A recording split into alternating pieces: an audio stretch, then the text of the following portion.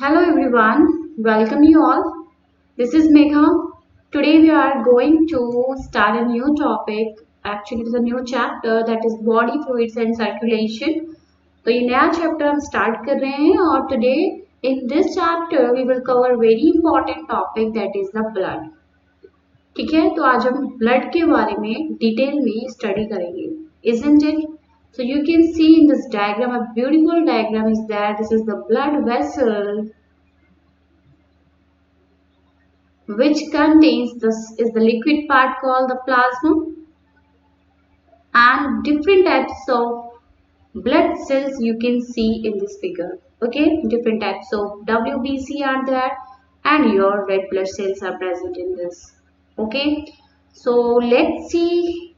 First of all we will see one video. एक video देखते हैं जिसमें आप बहुत अच्छे से आपको दिखेगा कि कैसे ब्लड ट्रेवल कर रहा है in your capillaries. So in this figure you can see how the red blood cells are changing their shape to move inside the capillaries. Okay, you know that red blood cells का जो diameter है वो capillaries के diameter से थोड़ा ज़्यादा होता है. So you can see that red blood cells can change their shape to enter in the capillaries. So this it means that they are flexible, and this flexibility is because of the plasma membrane. Okay, plasma membrane जो होती है वो flexible होती है, जिसकी वजह से जो आरबीसी है वो अपना थोड़ा सा स्ट्रक्चर चेंज करके उस कैपिलरीज में घुस जाती हैं. ठीक है, तो आप फिर से देख लीजिए इस वीडियो को. How beautiful video is this in which how beautifully the blood is traveling, right? So let's start our topic now. Before starting the topic in detail, we must know the few terms which are related to the blood. ठीक है, first is the hematology. Logy I said wherever you find this word, इसका मतलब होता है study and hem मतलब blood. So study of blood is called hematology, isn't it? Then polycythemia means poly means many. So if in a blood red blood cells increase in number, so this situation and this problem is called polycythemia. जब RBC का number ज्यादा हो जाता है तो उसे हम बोलते हैं पॉलीसाइथेमिया. हीमोपोइसिस, पोइसिस का मतलब होता है formation. So formation of heme मतलब blood. Okay, formation of blood is called hemopoiesis, right? Blood में होते हैं blood cells, erythropoiesis, leukopoiesis and thrombopoiesis. देखिए, erythropoiesis is the formation of red blood cells, leukopoiesis is the formation of white blood cells, and thrombopoiesis is the formation of platelets. Clear? hemopoiesis हो गया blood का बनना. Blood में आपके हो गए sales. Sales अगर आरबीसी बन रही हैं तो आप बोलेंगे इराइथ्रोपोइसिस, डब्ल्यूबीसी बनेंगे तो leukopoiesis, and the formation of platelets is called thrombopoiesis. Now next is rouleaux. देखिए, ये एक इम्पॉर्टेंट टर्म है which is given in some books and it is very important कि इसका मतलब क्या होता है. ये कैरेक्टरिस्टिक होती है आरबीसी के अंदर. जब ब्लड फ्लो बहुत धीरे होता है, very slow blood flow is there, the RBC can stick to each other in a coin like manner due to the surface tension. ठीक है, ये ऐसे चिपक जाते हैं कुछ में. तो that process is called, that characteristic is called Rolex. Okay, and this is the characteristic shown by red blood cells, not WBC.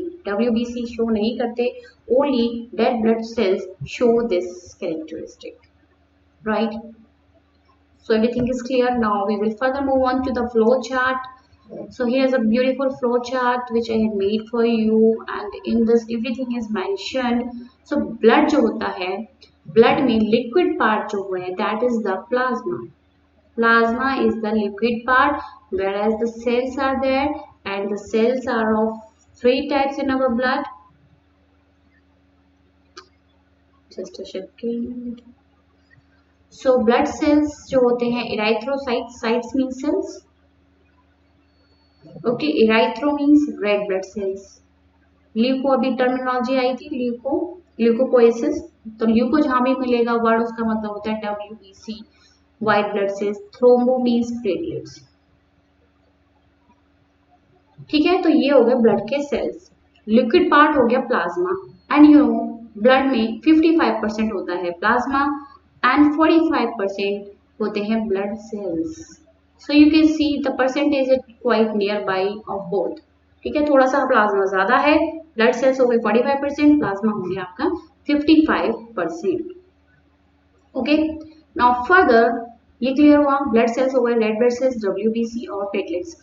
Red blood cells are called erythrocytes, WBC are called leukocytes, platelets are called thrombocytes.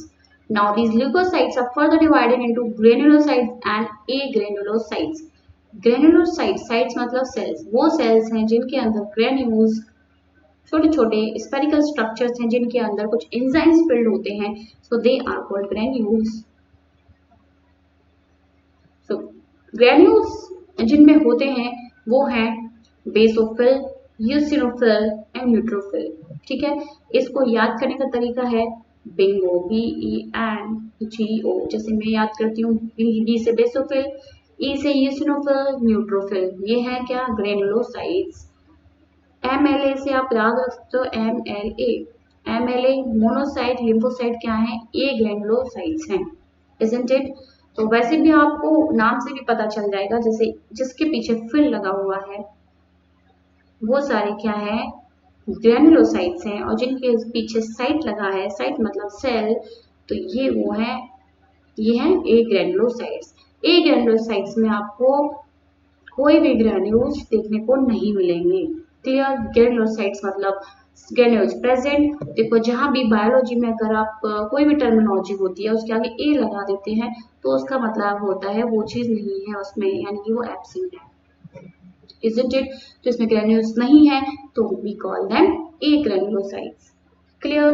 So blood में क्या है, liquid part हो गया plasma, और उसके बाद होते हैं हमारे ब्लड सेल्स। ब्लड सेल्स हो गए तीन तरह के, RBC, WBC and the platelets. RBC are called erythrocyte, WBC leukocytes, platelets thrombocytes. WBC are further divided into two categories on the basis of the granules present or not. If the granules are present, then we call them granulocytes. If they are absent, then we call them agranulocyte. Granulocytes are again divided into three: basophil, eosinophil, and neutrophil. Agranulocytes are divided into two: monocytes and the lymphocytes. Now first we will focus on the plasma, then we will move on to blood cells. So let's see the plasma. As I said, the plasma is the 55% of the blood. 55% of the blood is the plasma, and from this 55%, 90 to 92% is the water. Very important. Plasma में सबसे ज्यादा है क्या, पानी है और कुछ नहीं है, पानी है, ठीक है। और 6 to 8% होते हैं उसमें सॉल्यूट्स। सॉल्यूट्स में क्या क्या आ गए आपके, आयंस आ गए, लाइक सोडियम, मैग्नीशियम, कैल्शियम, है ना, ऐसे ये बहुत सारे आयंस हो गए। उसके अलावा इसमें होते हैं hormones, nutrients like glucose, enzymes, urea, many other things are there which flow in the plasma. ठीक है, now plasma without the clotting factors, plasma without the clotting factor is called serum. देखिए 12 क्लॉटिंग फैक्टर्स होते हैं in our blood, ठीक है, 1 से लेके 12 तक 12 क्लॉटिंग फैक्टर्स होते हैं जो हमारे ब्लड में क्लॉट बनाने में हेल्प करते हैं। जब भी कोई कट लग जाता है तो क्लॉट बन जाता है, उसमें 12 फैक्टर्स हैं वो हेल्प करते हैं। अगर आप प्लाज्मा से वो हटा दो, क्लॉटिंग फैक्टर्स हटा दो, तो हम उसे क्या बोलेंगे, सीरम बोलेंगे। सिंपल सी बात है ना। Remove the clotting factors from the plasma, then we call it a serum. Now beside this, plasma contains plasma proteins, ठीक है, बहुत इंपॉर्टेंट है ये 3 प्रोटीन जो वेरी वेरी इंपॉर्टेंट है जो आपके प्लाज्मा में प्रेजेंट होती हैं। दे आर एल्ब्यूमिन,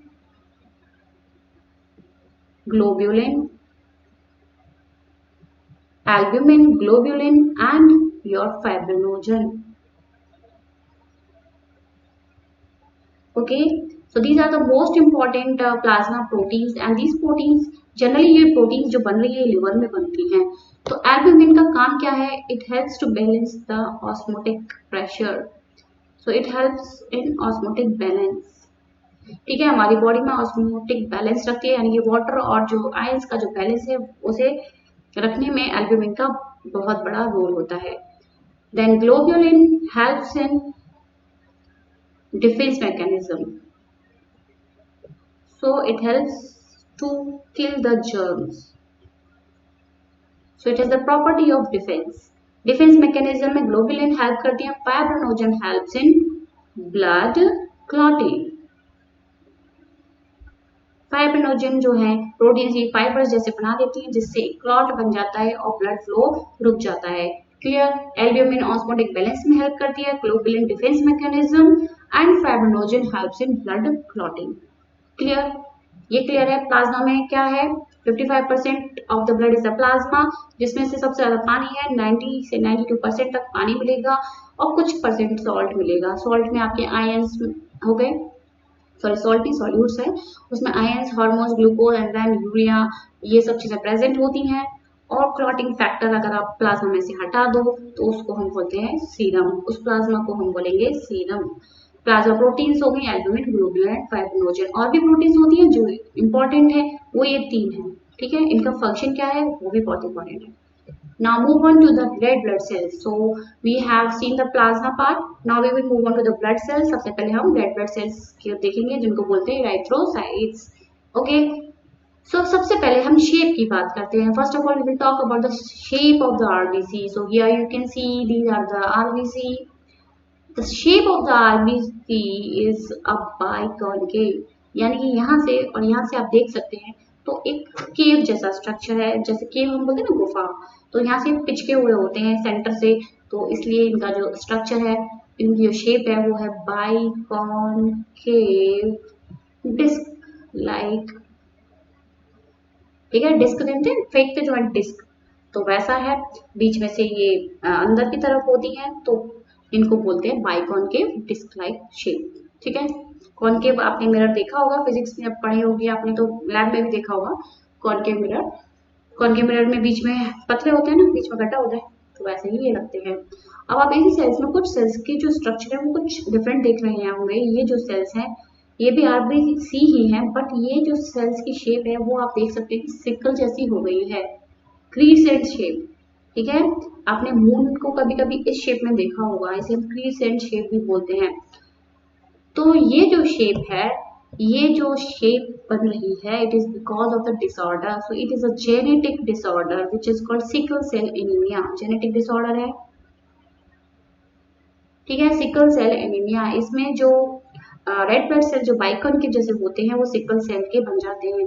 और ये क्या होते हैं, सिकल सेल जो सेल्स होती हैं, they can not pass through the capillary. जैसे वो कैपिलरीज में आएंगे वो एक जगह इकट्ठे हो जाएंगे और क्या होगा, ब्लड फ्लो फिर फर्दर नहीं हो पाएगा, ऐसे ये रुक जाएंगे, ये रोक लेगा पाथ को ब्लड का, है ना. अब ब्लड कैन नॉट ट्रेवल, तो रुक गया, इसकी वजह से एनीमिया हो जाता है, ऑक्सीजन ही नहीं पहुंच पाती बॉडी में. तो ये तो खैर दूसरा टॉपिक हो गया, हम बात कर रहे थे आरबीसी की. सो शेप के बारे में पहले हमने देख लिया. साइज होता है 7 to 8 माइक्रोमीटर इन डायमीटर. ठीक है, देन 12 to 16 ग्राम पर 100 ml ऑफ ब्लड. हीमोग्लोबिन की अगर हम कंसंट्रेशन पूछे, हीमोग्लोबिन 100 ml में कितना हीमोग्लोबिन प्रेजेंट होता है, तो दैट इज 12 to 16 ग्राम. तो आपने कभी भी अपना चेक कराया होगा हीमोग्लोबिन, तो that is what ever the in gram it is coming, but the good value is 12, between 12 to 16 gram. If your hemoglobin is more than 12, then it is very good. If it is less than 12, then you have to eat more iron rich food, isn't it? Now if we talk about the number, so number of RBC are in millions. Okay, it is around 4.5 to 5 millions per cubic meter of blood, right? 4.5 to 5 million of RBC are present in our blood. If this number increases, then this causes a disease called polycythemia that we have talked of right now. Now, if we see the color of the RBC, then it looks like red in color just because of the presence of hemoglobin. okay, because of the presence of hemoglobin. So let's see the structure of the hemoglobin. This is a figure for you in which you can see this is the structure of hemoglobin, which contains two alpha chains. ठीक है, this is alpha chain, here is another alpha chain, two alpha chains and two beta chains. This is the beta chain, this is another beta chains. So this is the hemoglobin molecule which contains two alpha chains and two beta chains and heme groups. ठीक है, there are four heme groups.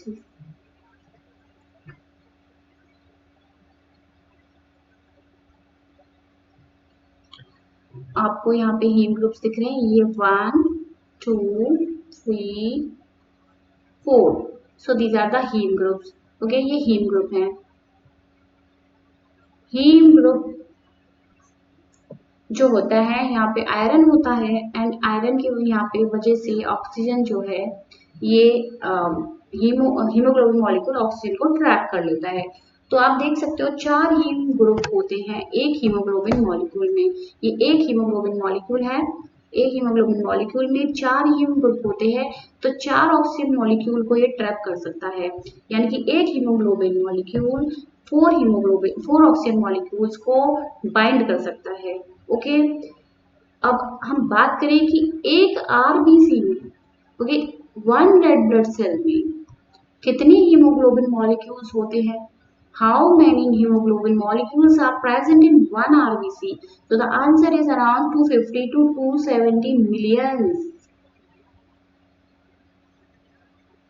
So इस RBC के अंदर ऐसे haemoglobin के कितने molecules हैं? Around 250 to 270. और अभी हमने बात करी कि ये जो हीमोग्लोबिन है ये चार मॉलिक्यूल्स ऑफ ऑक्सीजन के साथ बाइंड कर सकता है. तो चार मॉलिक्यूल्स एक हीमोग्लोबिन से बाइंड कर सकते हैं, है ना, क्लियर. चार मॉलिक्यूल्स ऑफ ऑक्सीजन एक हीमोग्लोबिन से बाइंड कर सकते हैं. तो यानी कि 270 millions of this hemoglobin are present in one RBC. So we can say that the billions of oxygen molecules can bind with one RBC.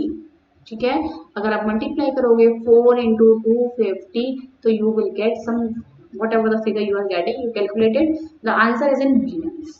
Okay, billions of oxygen molecules can bind with one red blood cells.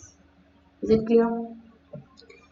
Now these red blood cells are enucleated, means the nucleus is not present. If we talk about mature RBC, ठीक है, mature red blood sales की बात करें तो उसमें nucleus नहीं होता है, इसलिए उनको इन्यूक्लिएटेड बोलते हैं. देखिए, जब ये बनते हैं तब उनमें न्यूक्लियस होता है, और जैसे ही मेच्योर होते जाते हैं तो न्यूक्लियस जो है इसका डिसइंटीग्रेट हो जाता है, क्योंकि इनका जो काम होता है, इनको स्पेस चाहिए, इनका जो रोल है वो है ऑक्सीजन को ट्रांसपोर्ट करना.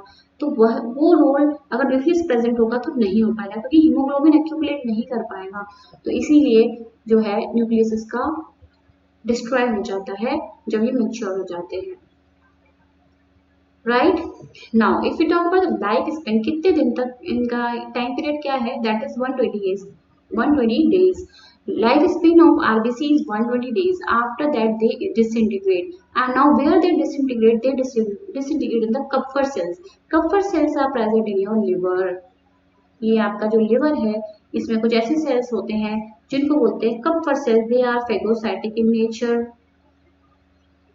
ठीक है, ये फेगोसाइटिक होते हैं, यानी कि कोई भी आपके बॉडी में जर्म्स एंटर करेगा तो ये उनको एनगल्फ कर देंगे. Beside this they also disintegrate the RBC. RBC का जब लाइफ स्पेन कंप्लीट हो जाता है, आरबीसी जाता है कप्फर सेल्स के पास लिवर में. ठीक है, आरबीसी यहाँ जाता है, ये कप्फर सेल्स इसको डिस्ट्रॉय कर देते हैं, इसको तोड़ देते हैं. ठीक है, ये आरबीसी टूटा हुआ है, इसका जो है आयरन कंटेनिंग पार्ट ये निकल के चला जाता है आपकी बोन मैरो में. आयरन चला गया यहाँ पे, क्योंकि बोन मैरो में और रेड ब्लड सेल्स बन रहे हैं तो आयरन की रिक्वायरमेंट तो है ही, ये चला जाता है बोन मैरो में. अब बचा हीम पार्ट. ठीक है, ये जो पिगमेंट है ये पिगमेंट चेंज बिलीरुबिन में चेंज हो जाता है, बिलीरुबिन. ठीक है, then it further changes into urochrome which is yellow in color. Because of this only our urine is yellow in color. ठीक है, क्या हो रहा है, जो हीम पार्ट है, हीम में pigment, haem is the pigment part which gets transferred into bilirubin. Bilirubin में चेंज हो गया. ठीक है, आपका बिलीरुबिन बाइल जूस के साथ आ जाता है ब्लड में, फिर ये एक्सक्रीट हो जाता है और bleed with further changes into urochrome. ठीक है, तो ये यूरोक्रोम है जो जिसकी वजह से जो यूरिन का जो कलर है वो येलो होता है। प्लाज्मा भी समहाउ येलो इन कलर, वो भी इसी की वजह से होता है। पिगमेंट यूरोक्रोम मतलब बिलीरुबिन पिगमेंट होता है जो फर्दर यूरोक्रोम में चेंज हो जाता है, इजंट इट। अब बची इसकी मेम्ब्रेन वगैरह, आरबीसी की जो मेम्ब्रेन्स वगैरह बचती हैं ये चला जाता है अब स्प्लीन के पास। ठीक है, स्प्लीन के पास जो उसकी मेम्ब्रेन वगैरह फर्दर जो भी डेब्रीज हैं वो चली जाती है स्प्लीन के पास, वहां पे ये पूरी तरह से हो जाता है destroy. That's why spleen is called the graveyard of RBC. ठीक है, graveyard of RBC is spleen. Okay, RBC clear हुआ। अब हम बात करते हैं ऑक्सी हीमोग्लोबिन की। देखिए, अभी हमने देखा कि हीमोग्लोबिन ये मॉलिक्यूल जो होता है, दिस हीमोग्लोबिन मॉलिक्यूल्स, इसमें दो अल्फा चेन्स होती हैं, दो बीटा चेन होती हैं। This haemoglobin molecules bind with oxygen molecules, और एक हीमोग्लोबिन चार ऑक्सीजन मॉलिक्यूल के साथ बाइंड कर सकता है, और ये जब मिल जाते हैं तो क्या बन जाता है, ऑक्सी हीमोग्लोबिन। अगर ये कार्बन डाइऑक्साइड के साथ बाइंड कर सकता है, ठीक है, इसके इस haemoglobin has the affinity to bind with oxygen as well as with carbon dioxide. So if it binds with the hemoglobin binds with carbon dioxide, then it forms carboxy hemoglobin. ठीक है, clear, oxy haemoglobin and carboxy haemoglobin बन जाता है। So this is all about RBC and now move on to WBC. WBC यानी कि white blood cells, they are called leukocytes. RBC are called erythrocytes. ठीक है, अब इनकी एक शेप की बात करें तो इनकी कोई शेप नहीं होती है क्योंकि ये अपनी शेप को चेंज कर सकते हैं। ठीक है, suppose this is the blood capillary, इसके अंदर कोई WBC सेल है, यहाँ पे कोई एंटीजन है जो फॉरेन एंटीजन है, इसको इसे डिस्ट्रॉय करना है, तो ये WBC अपनी शेप को चेंज करके ये बाहर आ सकता है और it can engulf this whatever germ और एंटीजन इज दैट। ठीक है, तो इस मूवमेंट को बोलते हैं, यानी कि कैपिलरी से बाहर आ गया ना WBC, इस प्रोसेस को बोलते हैं डायपेटिसिस। ओके, इसे बोलते हैं डायपेटिसिस, यानी कि WBC डायपेटिसिस कर सकते हैं, बाहर आ सकते हैं कैपिलरी से निकल के। क्लियर, इनका जो साइज है वो RBC से ज्यादा होता है, यानी कि 12 to 20 माइक्रोमीटर इन डायमीटर, यानी कि RBC से बड़े होते हैं। और WBC में भी अगर हम सबसे बड़ा जो सेल देखें वो होता है मोनोसाइट का। मोनोसाइट, जैसे कि फिगर में भी देख सकते हो, सबसे बड़ा जो दिख रहा है वो मोनोसाइट है, सबसे बड़ा होता है मोनोसाइट। ठीक है, इनका जो नंबर है वो मिलियंस में थे, आप देख सकते हैं ये थाउजेंड्स में ही रह गए, 6000 to 8000 पर क्यूबिक मीटर ऑफ ब्लड। ठीक है, क्लियर, तो ये होता है, इनका नंबर होता है थाउजेंड्स में। इनका लाइफ स्पेन होता है 4 to 5 डेज। ठीक है, उनका लाइफ स्पेन था 120 डेज, इनका लाइफ स्पेन है 4 to 5 डेज। ओके, फिर ये डिस्ट्रॉय हो जाते हैं ब्लड में ही, ये खत्म हो जाते हैं, और कुछ सेल्स लिवर में भी खत्म हो जाते हैं। फिर बात करते हैं इनके न्यूक्लियस की। इनमें न्यूक्लियस होता है, RBC में न्यूक्लियस नहीं था, but in WBC we will see nucleus is present. They are motile that we have seen, they can come out from the capillaries to kill any germ. ठीक है, now we will first move on to the granulocytes.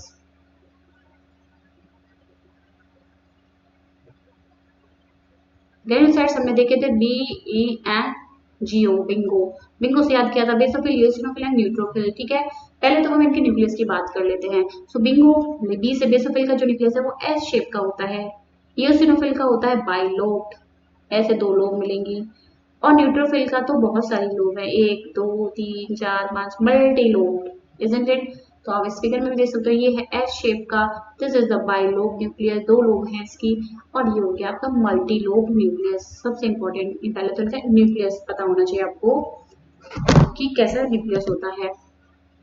Okay, अब हम बात करते हैं कि कौन सा किस डाई से हम इसको स्टेन कर सकते हैं। तो बेसोफिल, जैसे नाम समझ रहा है, बेसिक डाई से, जैसे कि हम methylene blue we can use.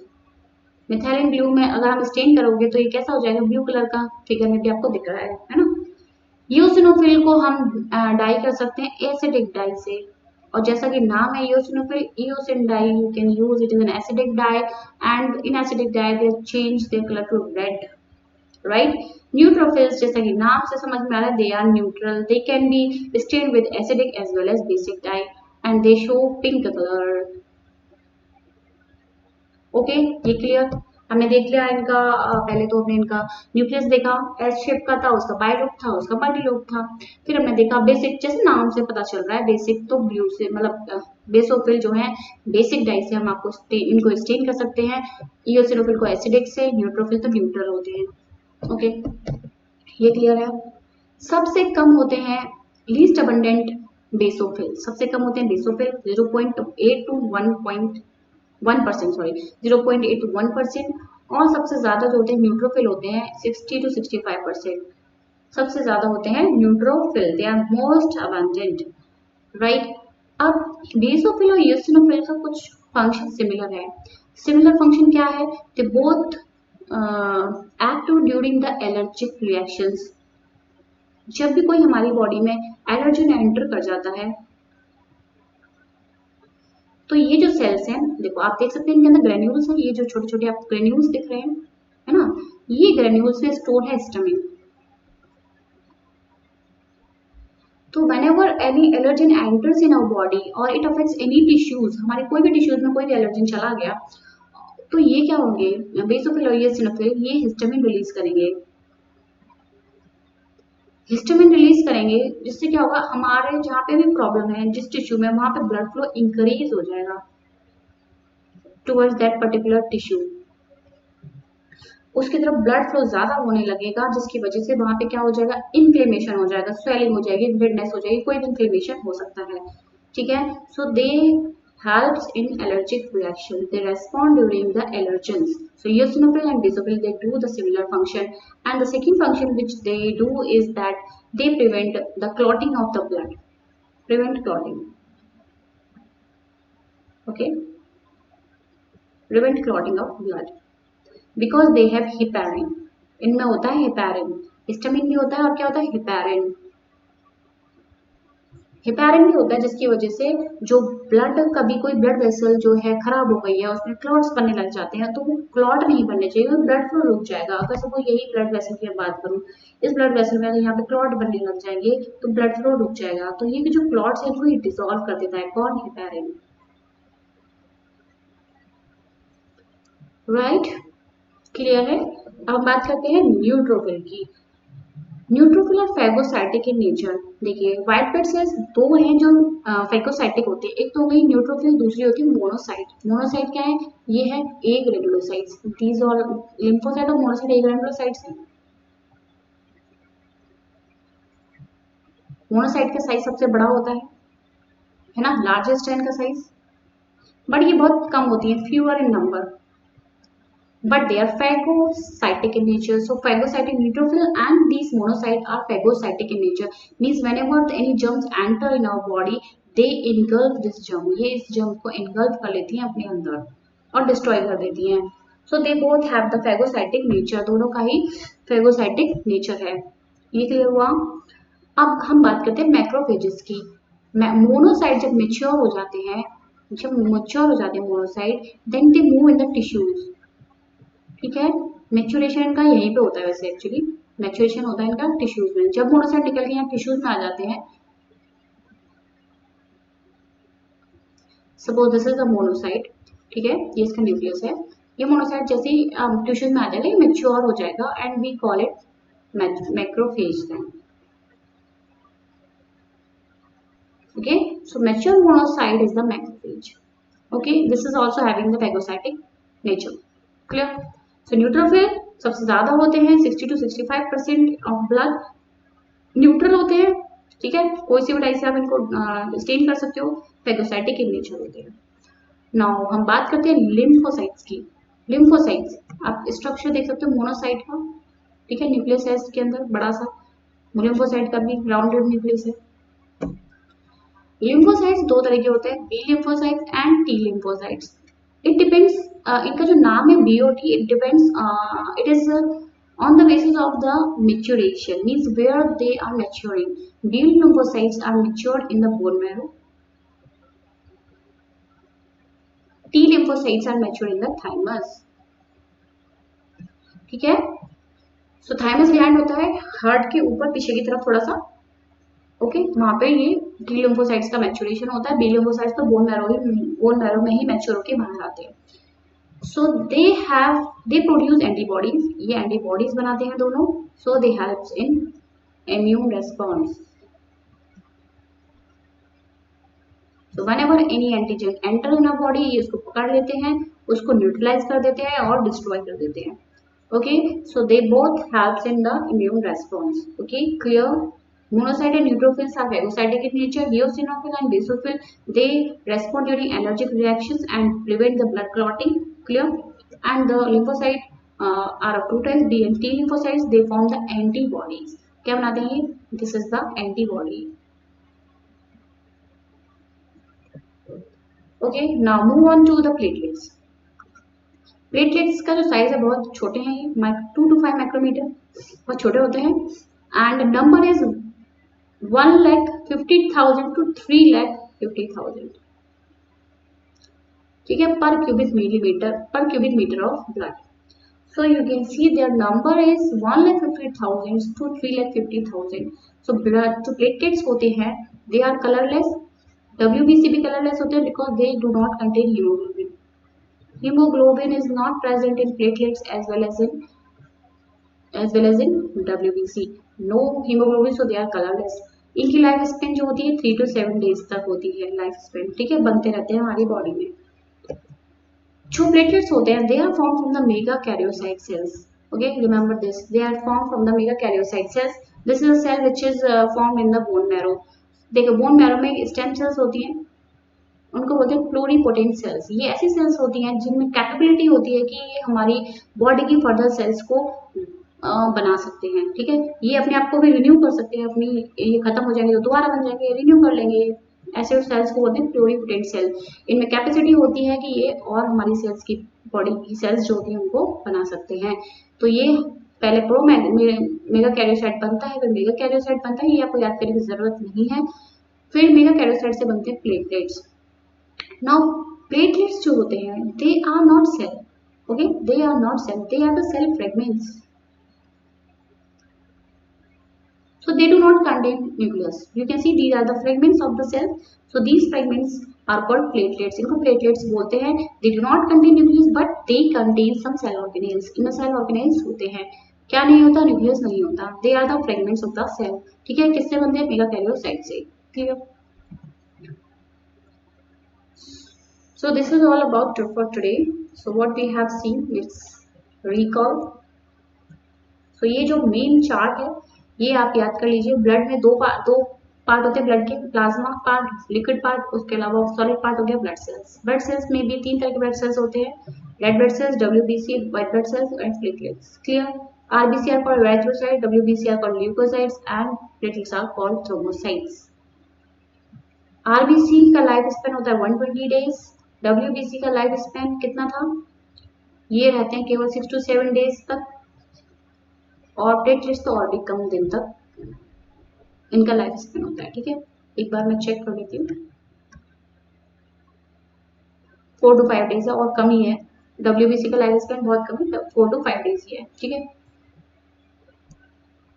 And then WBC are further divided into granulocytes and agranulocytes. Granulocytes मतलब granules present, basophil, eosinophil, neutrophil, they तीनों ही क्या है? granulocytes होते हैं। basophil और eosinophil they helps in allergic reactions. Neutrophils are phagocytic in nature. Neutrophil and monocyte, they both are phagocytic in nature. Monocyte, mature monocyte is called macrophage. Lymphocytes are of two types, B and T. They forms antibodies in our body. Hope everything is clear to you.